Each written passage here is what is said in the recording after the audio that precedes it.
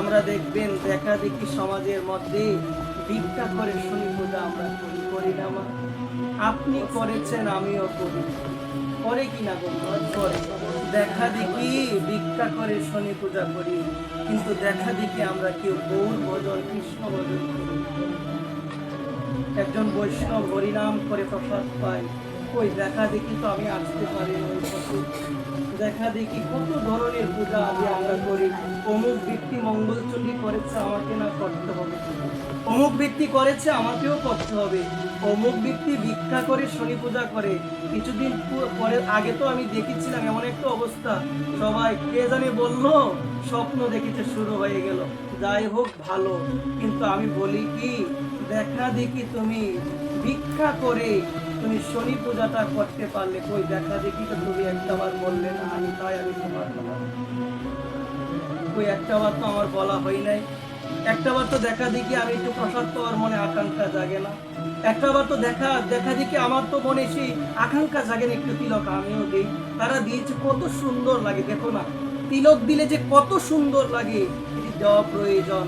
নিজের স্বামীর মঙ্গলের জন্য সিঁদুর আমরা দিচ্ছি, কিন্তু এটা দেওয়ার অর্থ হচ্ছে জগৎ স্বামীর মঙ্গলের, জগৎ স্বামীর মঙ্গলের জন্য। এটি বোঝা যায় যে আমরা সবাই হলাম প্রকৃতি ভগবানের স্ত্রী, আমরা সবাই। এবং আমাদের করণীয়, বিবাহিত নারী যেমন বোঝা যায় সিঁদুর দেখলে, ঠিক তেমন তিলক দেখলে বোঝা যায় সে আমার ভগবানের প্রিয়জন। তাকে আমি বড়ই ভালোবাসি, যার কণ্ঠেতে কণ্ঠিমালা রয়েছে, যার ললাটে দ্বাদশ সঙ্গী, যার তিলক রয়েছে, তাকে দেখলি কেন জানে আমার মনে হয় সে আমার হরির প্রিয়জন। তাকে যদি একটু ভালোবাসতে পারি, হরি আমায় ভালোবাসবে। দেখা দেখি গৌর ভজন কৃষ্ণ ভজন হয় না। যে ভজন না হলে জীবনই বৃথা মা, যে ভজন না হলে জীবনই বৃথা। এই জন্য এই কলিযুগে জন্ম নিয়ে যদি নিতাই ভজন আমার না হয় গো মা, এই জীবন আমার বৃথা হয়ে যাবে।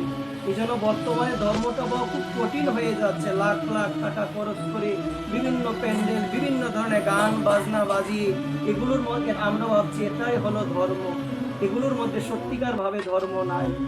সত্যিকার ভাবে এই গান বাজনা বাজি কি নৃত্য, কি ধরনের অশ্লীল কার্যকলাপ হচ্ছে, ধর্ম নাই মা এগুলোর মধ্যে। ধর্ম এগুলো নাই, কিন্তু বর্তমান জেনারেশন, বর্তমান দেখবেন বাচ্চারা এটার প্রতি দাবিত হয়। কৃষ্ণ নামে হরি কথায় তাদের মন দাবিত হয় না, হয় না মা। এটি সবার ভাগ্যে হয় না মা। অল্প ভাগ্যে সাধু সঙ্গ হয় না, অল্প ভাগ্যে হরিকথা শ্রবণের অধিকার হয় না। যে শুনে না বুঝবেন তার সে ভাগ্যই নাই।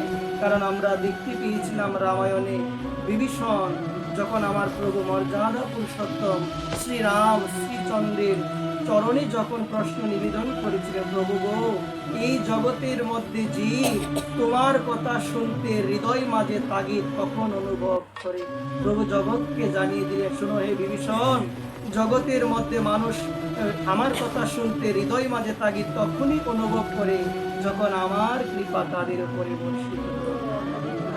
আমার যে মায়েরা আজকে এই জায়গায় এসেছো মা, এটি গেতে নাও, কৃপা আছে বিদায় আসতে পেরেছি, কৃপা না থাকলে আসা হবে না। হয়তো বা অনেক ধরনের আড্ডা আদি সমালোচনায় তৎপর থাকবে। একটি কথা আমার প্রায়ই বলতে মন চাই, প্রায়ই বলি, এটি আমাদের ক্ষতি করে, নিন্দা সমালোচনা, এটি আমাদের কখনো ভালো করতে পারে না।